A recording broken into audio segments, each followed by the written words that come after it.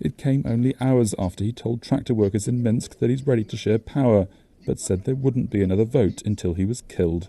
Lukashenko is facing the biggest challenge of his 26 years in power. The country has been beset by protests and strikes since he won a sixth term in office on August the 9th, in an election which his opponents say he rigged. Eyes are now on Russia, Belarus's ally going back to the Soviet era, where President Putin has offered Lukashenko military help. Lithuania's foreign affairs minister reacted by saying Russian military help in Belarus would constitute an invasion. That intervention came as Belarus began carrying out military exercises near the border with Lithuania.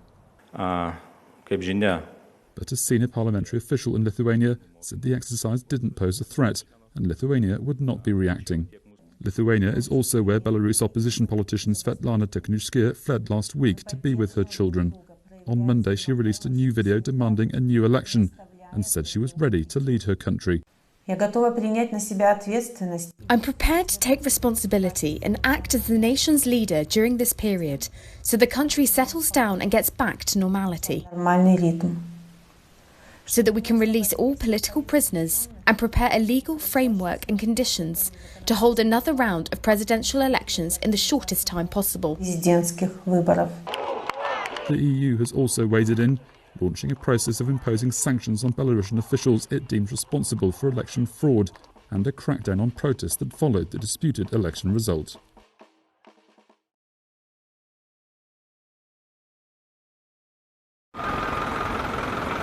New Zealand is delaying its general elections after an outbreak that broke a 3-month streak without new recorded cases of the coronavirus. Leader Jacinda Ardern said Monday the country will push back the election by a month to October 17th.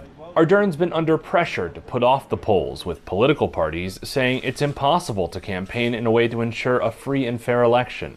Ultimately, the 17th of October, in approximately 9 weeks' time, provides sufficient time for parties to plan around the range of circumstances we could be campaigning under, for the Electoral Commission to prepare, and for voters to feel assured of a safe, accessible and credible election. Due to this decision, I am proposing that Parliament reconvene tomorrow. Ardern's earlier success in stifling COVID-19 and keeping the country virus-free for 102 days, until the latest flare-up, has boosted her popularity. Her opponents accuse her of using the pandemic to shore up support as she appears on television nearly every day to reassure New Zealanders, while other party leaders struggle to get attention. On Monday, New Zealand recorded 9 new infections, bringing the number of active cases to 78. Ardern put Auckland, the country's largest city, under a 2-week lockdown last week.